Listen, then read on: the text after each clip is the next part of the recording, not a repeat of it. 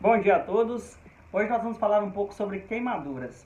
Então, quando muito se fala de queimadura, já pensa fogo, incêndio, mas nem sempre todas as queimaduras estão relacionadas a isso. Então, nós vamos aprender hoje um pouco sobre o agente causador, sobre a extensão da lesão, o grau de profundidade, a gravidade, até para podermos traçar o melhor plano de cuidados para o paciente ao avaliar essas situações.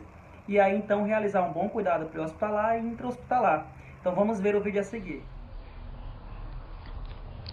Então, pessoal, vamos falar de queimaduras. O que são queimaduras? Então, queimaduras são nada mais nada menos que lesões causadas no tecido cutâneo, provocadas pela ação direta ou indireta de alta temperatura. Quando nós falamos queimadura, muitas vezes a gente foca só no incêndio, no fogo, foi incêndio. Então, muitas vezes, nem sempre a queimadura está relacionada a fogo. Tá? Então, muitos agentes podem causar. Agentes térmicos, agentes elétricos, então metais, fogo, ácidos, contato elétrico, proximidade de fornos, radiação, frio excessivo também pode causar queimaduras, bem como plantas ou animais que podem expelir toxinas que podem então lesionar queimando a pele do paciente. Então, quando a gente pensa em queimadura, a gente imagina só naquela parte da lesão, da queimadura, mas existe um contexto associado a isso. Então, a pele ela é um órgão complexo. Então, em anatomia, vocês devem ter aprendido que a pele é o maior órgão do nosso corpo. Ela possui algumas funções. Dentre elas, tem a regulação da temperatura, a proteção imunológica, que é a barreira contra agentes lesivos. A primeira barreira que a gente tem é a pele. Ela possui milhões de receptores nervosos, que podem, então, promover a sensibilidade tátil para as sensações do nosso corpo. Então, uma vez que toda essa pele é lesionada, ou parte dessa pele é lesionada, então eu também vou ter algumas complicações inerentes a isso. Então, para ter um panorama aí epidemiológico, são lesões muito frequentes em acidentes, é a quarta causa de óbito por trauma.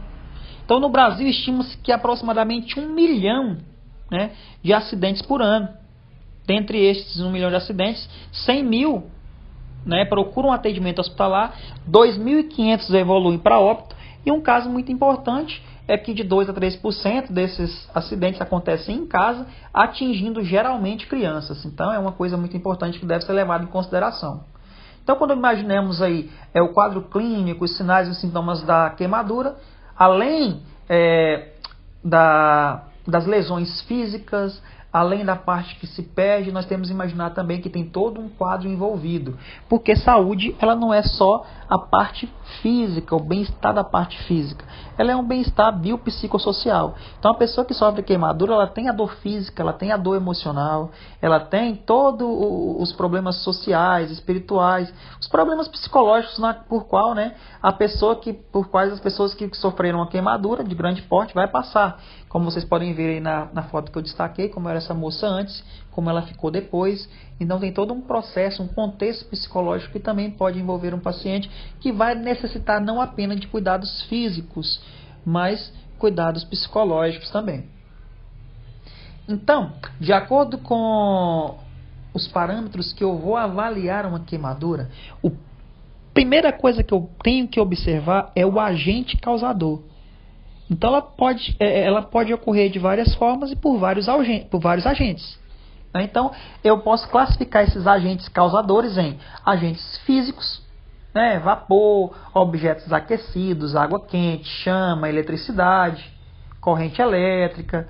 Então esses são os agentes considerados agentes físicos. Queimaduras causadas por radiação são aquelas por aparelhos de raio-x, ultrassom, equipamentos nucleares, onde há radiação nuclear. Agentes químicos, todo e qualquer produto químico que pode causar, então, uma queimadura. São ácidos, são bases, são álcoois, são gasolina. Todo agente que pode causar, então, uma queimadura. Agentes biológicos, por sua vez, podem ser plantas ou animais, não animais como lagarta de fogo, água-viva, medusa, animais que vão expelir, secretar alguma toxina ou algum ácido que pode causar queimadura, bem como plantas. Sabe aquela planta que tem aquele leitinho, aquele látex, que pode levar então a uma queimadura? Plantas como ortiga, então são considerados agentes biológicos. Para classificar uma queimadura, então eu vou observar vários parâmetros. Dentre eles, agente causador, que acabamos de falar, profundidade, extensão, localização e gravidade. Cada parâmetro desse é interrelacionado e é importante para eu poder traçar o plano de cuidados adequados do paciente. Certo? Então, quanto à profundidade, nós temos aquela classificação popular que já conhecemos, né? Queimadura de primeiro grau, segundo grau, terceiro grau. Então aqui, né, eu destaquei na foto ao redor, que é a lateralizada, a profundidade de uma queimadura de primeiro, segundo e terceiro grau.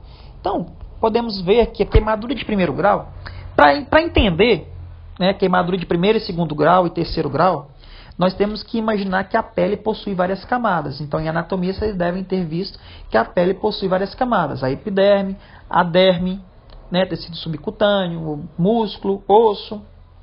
Então, nosso organismo tem várias camadas aí, e de acordo com a profundidade, né, podemos classificar as lesões. Então, a lesão de primeiro grau é aquela que não vai passar geralmente da epiderme. É aquela lesão superficial, que vai ter aquela coloração avermelhada, que nós chamamos de hiperemia, vai ficar aquela coloração rosa e tal. Né? Geralmente é uma queimadura associada à queimadura pelos raios de sol. Sabe a insolação, que fica vermelho, você foi para o sol, não se protegeu, ficou doloroso? Essa é a queimadura de primeiro grau. Geralmente são queimaduras que não são emergenciais, né? Elas são dolorosas, são desconfortáveis, mas não há necessidade de seguir para a emergência. Aqui é um exemplo que eu trouxe para vocês, ó, de insolação, sem proteção adequada. São queimaduras que têm assim, um caráter mais avermelhado, mais rosa, mas não passa da região superficial da pele. Por sua vez, né, a queimadura de segundo grau já atinge a derme, né, tem um caráter mais úmido, né, tem a presença de flictemas. Então aprendemos a partir de hoje que flictemas são bolhas, né?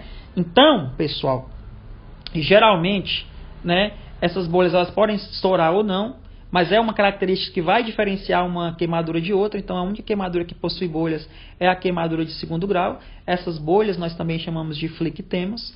Vai ter hiperemia, avermelhidão, vai ser uma queimadura dolorosa. Porém, a cura já é espontânea, mais lenta, mas é espontânea. E nesse caso aqui ela pode causar uma cicatriz, porque ela é um pouco mais profunda, tem a questão de estourar ou não a bolha, né? Aqui eu trouxe para vocês o exemplo, geralmente acontece muito em crianças que estão aí, que entram em contato aí com líquido quente, se queimam no fogão. A queimadura de terceiro grau, ela é aquela queimadura mais profunda. É aquela queimadura que vai atingir a derme, a epiderme, os vasos, vai atingir músculos, nervos, chegando até os ossos. Então é o tipo de queimadura mais profunda. Geralmente ela tem um caráter mais úmido, a pessoa tem pouca ou nenhuma dor. Então aqui por lesionar nervo já é uma queimadura bem mais grave, porque a pessoa já perde a sensibilidade da dor dos nervos. Dificilmente ela volta. É uma queimadura que pode levar à amputação, à atrofia de membros. Tem uma coloração mais branca, amarelada ou até mesmo marrom, meio para preto. Ela não cicatriza espontaneamente, muitas vezes precisa de enxerto. Muitas vezes precisa de procedimentos cirúrgicos para a sua recuperação adequada. Aqui eu trouxe para vocês umas fotos. Ó. Na primeira, aí eu tenho uma região mais escura, esbranquiçada também, ó, nessa região aqui. Grande parte do corpo queimado. E aqui eu já tenho um aspecto mais carbonizado. Eu tenho a presença do edema, que é o inchaço. Tanto nessa foto quanto nessa foto aqui, ó, mais à direita. Eu observo aí que além do inchaço, além desse tecido mais escuro, tem ó, a lesão de nervos, a lesão de músculo. Então é uma queimadura bastante profunda. Então, imaginando que pode haver essa gravidade, né, eu imagino já os riscos que podem causar. Então o processo de edema, que é uma coisa comum na queimadura, principalmente nas queimaduras mais graves, né, é quando há perda de líquido, né, então aumenta a permeabilidade capilar, o líquido sai da célula, sai do vaso, vai para o meio extracelular e incha. Quando há essa perda de líquidos, né, o que acontece? Primeiro risco, choque hipovolêmico. Vamos lembrar da aula de choque. Hipovolemia é quando tem quantidade ou um nível de líquido circulante, de sangue circulante inadequado. Hipo, pouco. Volemia, volume de sangue. Então, é aquele choque que acontece porque eu não tenho a quantidade de sangue adequada circulante para perfundir os tecidos, não tem sangue suficiente para chegar no coração, o coração não consegue bombear sangue suficiente para ser oxigenado e para oxigenar as estruturas do corpo, então eu entro em estado de choque. Né? Além do estado de choque, eu também tenho a perda de eletrólitos. Por quê? Porque perde líquidos. Não tem líquido circulante. É o sangue que vai levar os nutrientes que nós necessitamos para o nosso bom funcionamento do organismo. Né? Lipídios, carboidratos, glicose, proteínas. Né? Então, quando eu perco eletrólitos, né, eu tenho grandes chances de ter desidratação grave. Outro aspecto importante que pode acontecer em queimaduras graves. E aí, então, eu vou observar, além disso, eu vou observar a extensão. Como já observamos aí anteriormente, nós vimos profundidade, agente causador. Nós vimos aí a questão dos riscos e agora da extensão da queimadura. Então, lembra, todo mundo já ouviu falar aqui, ó, teve tantos por cento do corpo queimado, teve tantos por cento da perna queimada. Como que é feito esse cálculo? Cada região do corpo possui uma quantidade, né, de porcentagem de acordo com a queimadura. Certo? Então, por exemplo, cabeça, 4,5%, dorso, tronco, tanto a parte dorsal quanto a parte frontal, 18%, membros superiores, 4,5% cada um, genitais, 1%, membros inferiores, 9%. Então, por exemplo, queimou toda a região do tronco posterior ou anterior, queimou os 2 membros inferiores e os genitais, a gente soma. Então, 18% do tronco, mais 18% dos membros inferiores, 36%, mais 1% do genital, 37%. Então, é assim que é feita a conta da porcentagem de queimaduras de acordo com a região corporal. Na criança não ocorre diferente. A diferença é porque a criança ela tem uma cabeça proporcionalmente um pouco maior para o seu corpo. Então, somente a cabeça vai valer aí 18%. Membros inferiores, aproximadamente 13,5%. E as demais partes do corpo, aproximadamente como o adulto. Né? Logo que eu vejo profundidade, que eu vejo extensão, que eu vejo o grau da queimadura, eu vou observar a localização. Então, quanto à localização, eu vou observar que há áreas críticas e áreas semicríticas. Então, a área crítica é aquela área que podemos considerar como a face, as mãos, as vias aéreas, genitais. Semicríticas, todas as outras áreas que compõem o corpo humano. Por que eu falo área crítica ou semicrítica? São aquelas áreas que podem trazer uma complicação de difícil tratamento ou um prognóstico ruim.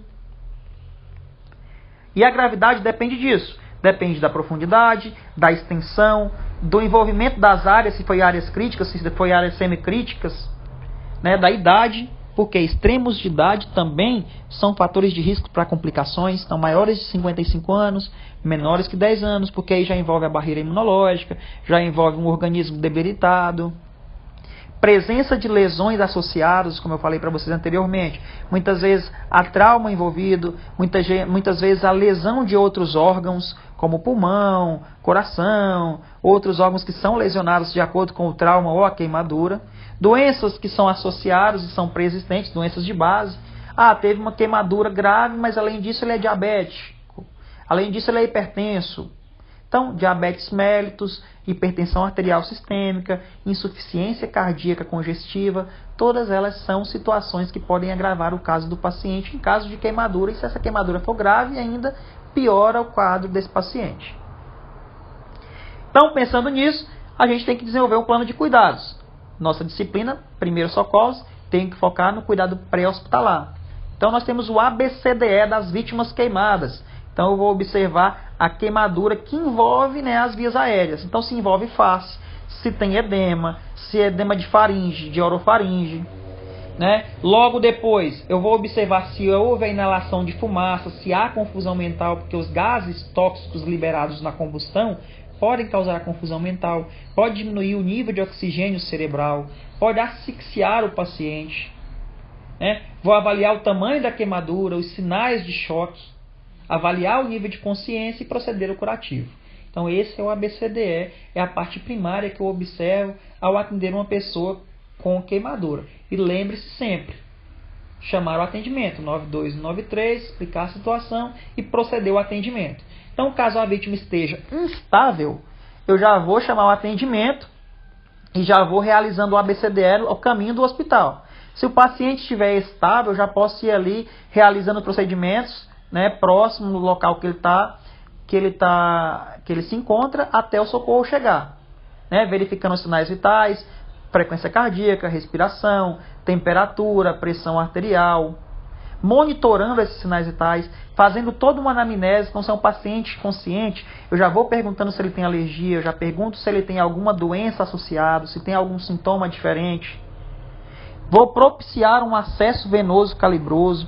É um paciente que perdeu sangue, perdeu líquidos, queimou, corre risco de estar desidratado por perda de líquidos, está edemaciado.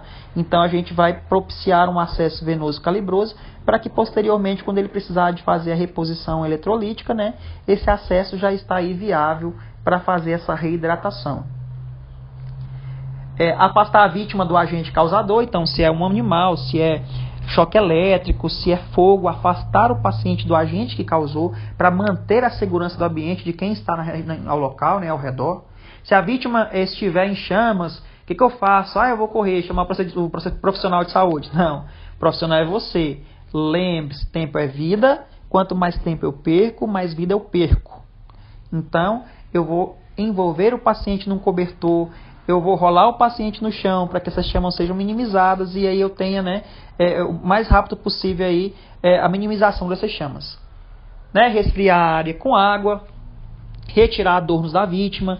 Lembre-se, eu vou ter que avaliar o que é prioridade. Então, não vou olhar lá uma mão carbonizada e tentar tirar a aliança, tentar tirar ali de um braço carbonizado, né, a roupa do paciente. Então, eu vou expor, vou tirar a roupa, ou vou tirar o adorno daquilo que possa impedir um bom cuidado. Tá? Então, eu vou avaliar a situação e ver o que é prioridade. Né? Retirar as roupas, como eu acabei de falar, oferecer muita água ali resfriar o paciente, lavar a área afetada, desligar a chave da energia se for queimadura que tenha origem um choque. Né? E, claro, obviamente, providenciar a transferência da vítima. Né? Logo depois que eu imaginei esse âmbito primário, né, de cuidados emergenciais, eu já vou imaginando então o resfriamento das áreas, eu vou buscar os sinais e sintomas associados, vou observar se há trauma, se tem sintomas desse trauma, se tem sinais de hemorragia, né? Vou avaliar o nível de consciência, vou estimar a área queimada e a profundidade. Então é nesse momento aqui que eu vou determinar quantos por cento está queimado desse corpo. Esse paciente tem uma porcentagem de quantos por cento? Qual é a profundidade? Então, como eu já falei anteriormente, o corpo ele não queima de maneira uniforme. Então, eu vou ter queimaduras de primeiro, segundo e terceiro grau em um mesmo paciente, caso tenha sido uma situação grave. Então, lembrar sempre, né, que ambas têm características diferentes, cuidados diferentes, sinais e sintomas diferentes. Então, avaliar o nível de consciência, se responde a estímulos verbais. O que é estímulos verbais? Eu falar, fulano, e ele responder. Aí ele não responde, então eu vou partir para o estímulo doloroso. Eu faço pressiono, né, faço algum estímulo que vá doer para ver se eu perceba que há reação desse paciente. E claro, proceder ao ABCDE, né, de pessoas queimadas. Né, manter a monitorização e observação dos sinais vitais, manter o acesso venoso, realizar sondagem vesical. Então muitas vezes vocês, enquanto técnicos em enfermagem, vão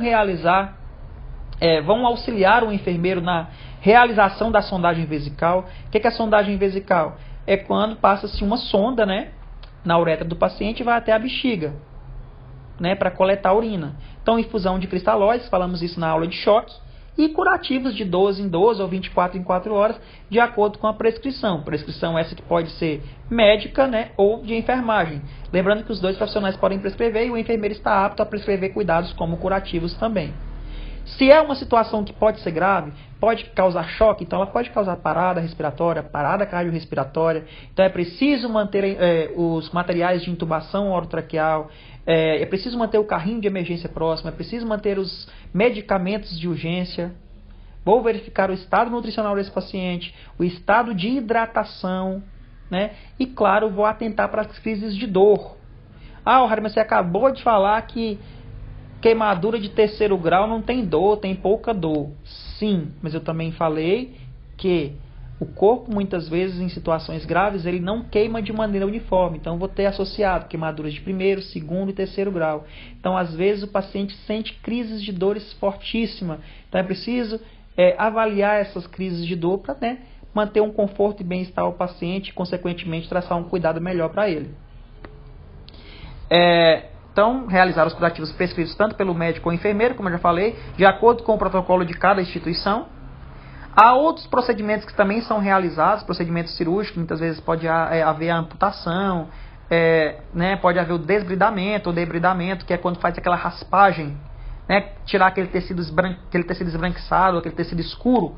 Aquele tecido ele dificulta a cicatrização, ele dificulta a formação de angiogênese, que são de novos vasos, que facilitam a cicatrização. Fisioterapia, curativos especiais. Então aqui, trouxe algumas fotos para vocês. O paciente tem grande parte do corpo queimado, então os membros superiores, membros inferiores, o tronco desse paciente. Aqui eu também tenho um paciente queimado, onde ela está fazendo um debridamento. Depois ela vai fazer um resfriamento da pele com soro.